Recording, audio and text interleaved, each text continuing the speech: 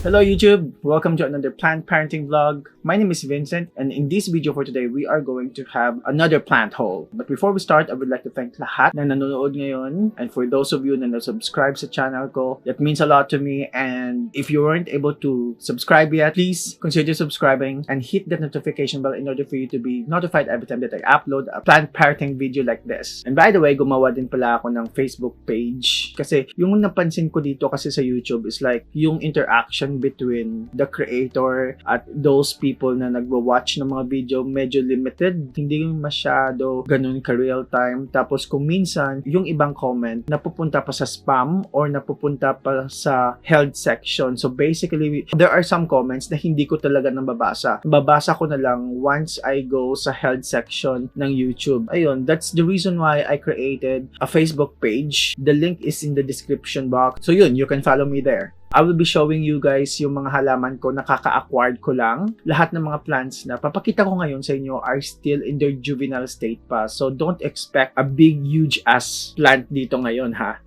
Yung rule ko kasi sa pag-acquire ng halaman is that I don't need a lot of plants na pare-parehos. I just want kahit isang plant lang, basta meron ako. At juvenile state yung mga kinukuha kong plant kasi gusto ko talaga na ako mismo yung magpapalaki sa kanila. And for me, the most important thing yung sa pagbili ng plant or sa pag-acquire ng plant is that dapat stable na yung plant. Para sa akin ha, even yung halaman has a very high chance na mabuhay, hindi talaga siya 100% na mabubuhay. Especially for those plant parents na bago lang, baka mali yung pagpapaugat nyo or sa pag-revive ng plant. So basically, ayun, in buying plants talaga, you have to make sure na stable na, well-rooted na talaga yung plant sa pot niya. Right guys, so without further ado, let's jump into the first plant na papakita ko ngayon sa inyo. So the first plant, eto, this is my first ever Anthurium talaga. This is what you call the Anthurium Magnificum. Ito, baby pa siya. As you can see, yung foliage niya sobrang liliit pa kasi the full-grown Magnificum or the full-grown Anthurium Magnificum talaga, sobrang laki talaga. As in parang siguro mga 5 times dito sa dahon na to. I've been wanting to have this plant sobrang tagal na. But yun, medyo na-addict ako sa alocasia. So, medyo na-set aside ko yung mga anthurium talaga sa pag-collect sa kanila. Medyo naka-move on na ako sa mga alocasias. So, dito na ako ngayon sa iba't ibang halaman ay open up my horizon to collecting other plants na naman aside from alocasias lang. Ito, yung masasabi ko lang talaga, yung napansin ko sa halaman na to is that sobrang sensitive niya when it comes sa light. When it comes sa direct light talaga. So yun, it's better to put this plant sa area where it can get medium light lang kasi sobrang sensitive talaga niya. Sobrang ito. I put this plant sa medyo high temperature, even high humidity ha, high temperature na area at sobrang bright. Kahit indirect light, medyo nasusunog pa rin siya. So, I decided to put this plant siguro mga 15 or 10 feet away from the window talaga. So, that's the reason why hindi talaga siya para sa, let's say, super bright light na area, especially sa direct light na area. So, yun lang yung masasabi ko muna dito kasi hindi pa matagal yung bonding namin ng plant na to. So, I'm still trying to get the hang of this plant pa. Siyempre, I cannot give what I don't have, diba? Alangan naman mag-feeling expert ako dito, diba? Wala pa nga akong masyadong experience sa pag-alaga nito. I just researched a lot about this plant, kung paano sila alagaan. So, but basically, in the future video, I will be sharing you guys my experience sa pag-take care ng plant na to. So, watch out for that one in the future video. So, yun, nalagay ko muna siya dito. So, the next plant that I will be showing you guys is this one. This is again, my first ever Philodendron. Ito, my first ever Anthurium. So, I was looking for something unique talaga na Philodendron at hindi mahal. Sobrang sturdy niya talaga. When I got this plant, ito, yung leaf na to, sobrang liit pa. Sobrang liit pa lang niya at medyo yellow color pa kasi kaka-unfurled niya lang. But this one, parang na-surpass na niya yung leaves na mas mature sa kanya. At eto, as you can see, there is a stem that is about to pop out na naman, and this stem will grow and it's going to have another foliage na naman. Ayun, sobrang cheap niya lang talaga yung philodendron na to. I don't know about your area, guys, but dito talaga sa Bacolod, medyo hindi pa talaga masyadong mahal yung mga halaman dito at hindi pa siya ganun ka Manila price. Fortunately, para dito sa amin sa Bacolod. And ayun, parang I open up also my mind. I open up also my horizon into the philodendron world talaga, kasi what I have searched and what I have heard from other plant parent out there is that across the board, yung philodendron talaga are so easy to take care of. So, yun, why not? Ayun, so for now, since kaka-acquired ko lang sa kanya, again, just like my Anthurium, wala pa akong masyadong bonding sa kanya. Wala pa akong masyadong experience talaga sa kanya. Even though medyo few weeks na siya nandito sa akin, under my care. But, ayun, ino-observe ko pa talaga siya. But yun, parang it's doing fine naman. Definitely, I'm going to have, in the future video, a plant care tips. A plant care tips with this Philodendron Gloriosum. So, watch out for that one as well. So, yung masasabi ko dito is like, ito, just like the Anthurium, you don't want this plant as well to be exposed to direct sunlight talaga kasi medyo sensitive din yung foliage niya. This is the cause of the sunlight, direct sunlight. Ayun, this plant also love to be in a very high humidity environment, so that's the reason why ay nandito siya sa katabi lang ng humidifier ko. Kasi gusto niya na always basa. I don't know. Gusto niya talaga yun.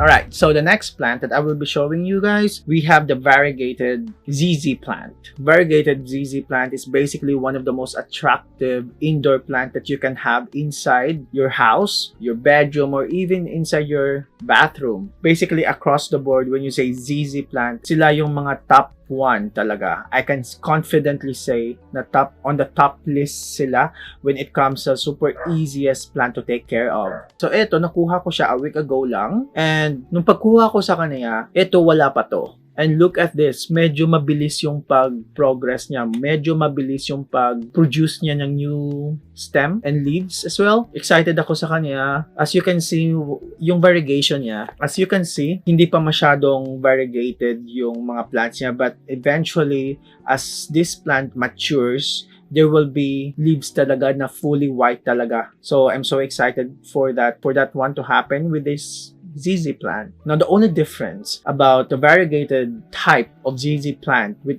if you're going to compare this plant sa regular green na ZZ plant or sa raven black na ZZ plant is that this plant has to be exposed talaga sa bright indirect light. But you can also expose this plant to direct light during early morning or during the sunset hour. Kasi, yun nga, binili mo to because of its variegation, di ba? So, you wouldn't want this plant to be not exposed talaga sa direct light kasi mawawala yung variegation niya. That's the effect of lack of sunlight. That's the effect of lack of light sa kanya, sa mga variegated ones. Mawawala yung variegation ng plant mismo kasi it has to compensate with the lack of light nga di ba? That's the only difference of the variegated ones or the variegated type of ZZ plant compared to the regular ones and compared to the raven black ZZ plant.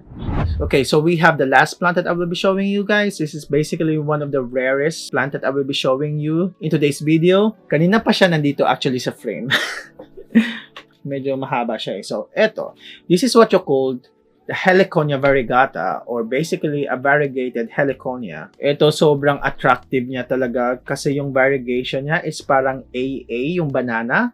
Hawaiian AA Mosa yata yun. Ito, parang if you really want to add some tropical vibe sa room nyo, if you want to add some tropical vibe kahit saang part ng bahay nyo, basically indoor, I'm talking about indoor, I'm not talking about outdoor, this is probably one of the plant that you should consider talaga. Sobrang attractive niya because of its variegation. As you can see naman, di ba? Now, the only thing that you have to consider with this plant is that sobrang sensitive niya when it comes to sunlight. Almost lahat ng mga plants na pinakita ko ngayon sa inyo are basically super sensitive talaga when it comes to sunlight. There is a smaller version of this na parang in-expose ko siya sa super bright light talaga, and there is a little bit of direct light during 3 p.m. ata ata yon. I put the smaller one na Heliconia Variegata sa labas ng room ko. And what happened is that it was being exposed sa direct light. At guys, ito yung effect niya, oh.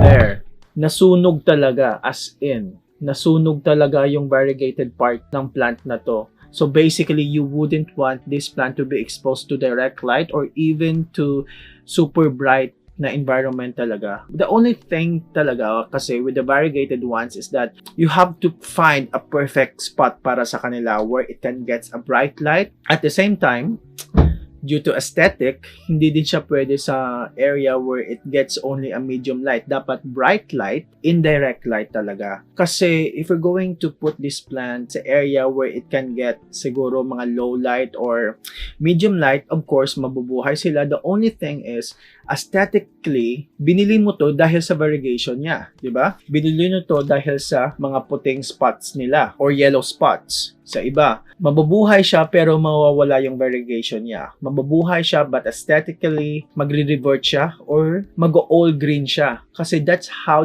basically yung mga plants magko-compensate. It has to produce a lot of chlorophyll para ma-absorb niya lahat ng mga available light sa kanyang surrounding. Hindi pwede yung parang lagay mo siya sa low light environment or lagay mo siya sa medium light environment. You cannot expect this plant to have some variegation. There's a big chance talaga na mag-fade yung variegation niya or totally mawawala talaga yung variegation ng plant kung ilalagay nyo sa low light environment or sa medium light environment lang. So, that's the effect, guys. Yun, okay lang sa mga dark foliage na mga plants, okay lang sa mga green foliage na mga plants. They're not really that particular when it comes to light. For example, the Raven ZZ plant or the green ZZ plant, you can put them anywhere, even in low light environment. But when it comes nga sa variegated ones, you have to make sure that it gets an abundant light talaga, but not indirect light. Unfortunately, that's the case with the variegated type of plants across the board.